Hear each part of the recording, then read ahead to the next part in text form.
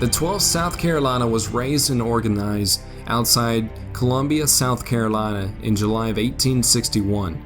The 12th was made up of the first men who answered the call for arms from Confederate President Jefferson Davis after the bombardment of Fort Sumter that spring. The 12th was first sent to guard the coast of South Carolina before being transferred to Virginia and was attached to a brigade full of South Carolina regiments under the command of Maxcy Gregg of A. Hill's Light Division.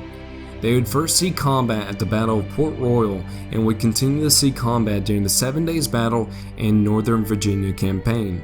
At Gaines' Mill, they would attack the center of the Union line successfully at dusk and would lose only 17 killed and 121 wounded.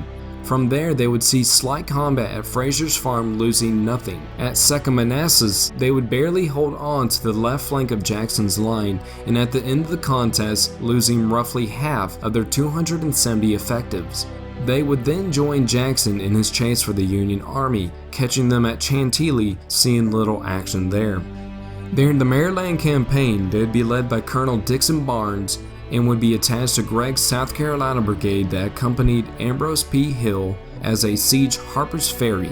After the capitulation of the garrison, they were left to process the 12,000 Union prisoners and were able to procure new blue uniforms from the stores of supplies that were left by the federal garrison before heading to Antietam on the 17th.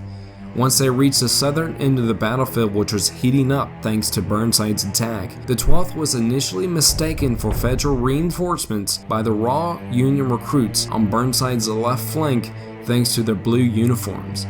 The 12th and their brigade smashed into Burnside's flank and sent them running back towards the creek, succeeding in saving Lee's right flank before collapsing, but at the cost of losing Colonel Barnes to a mortal wound to the head.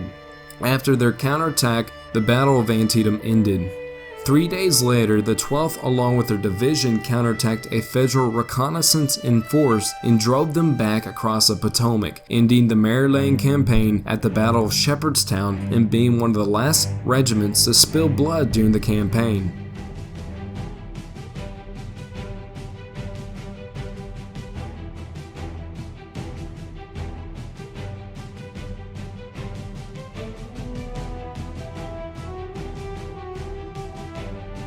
The 12th is equipped with the M1853 Enfield and the M1861 Springfield rifle with their bayonets.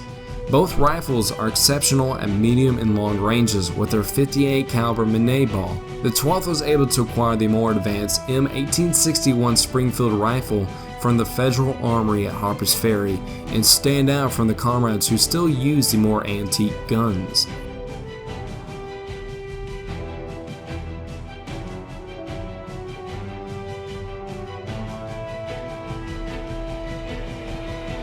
Unlike the majority of Confederates who wear something gray or brown, the 12th South Carolina is the most federal-looking unit for the South. They acquired their uniform from Harper's Ferry after the siege and can almost pass as Federals themselves. The 12th can be seen sporting blue and brown jackets with gray and red shirts underneath. Their pants consist of blue, gray, and brown trousers held up by belts that have an upside-down US belt buckle. Their colors range from blue, brown, and gray kepis to brown felt hats. The 12th South Carolina can be seen carrying two flags, the famous Palmetto flag and the Confederate battle flag.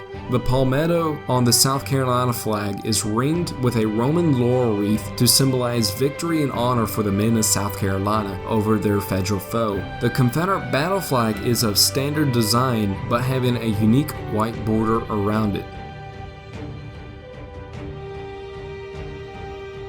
In War of Rights, you can find the 12th South Carolina along with the Palmetto sharpshooters attacking the Federal left flank on the southern part of the battlefield of Antietam. Now what will you do? Use your blue uniforms to confuse your Yankee enemy, or stand your ground and refuse to be tricked?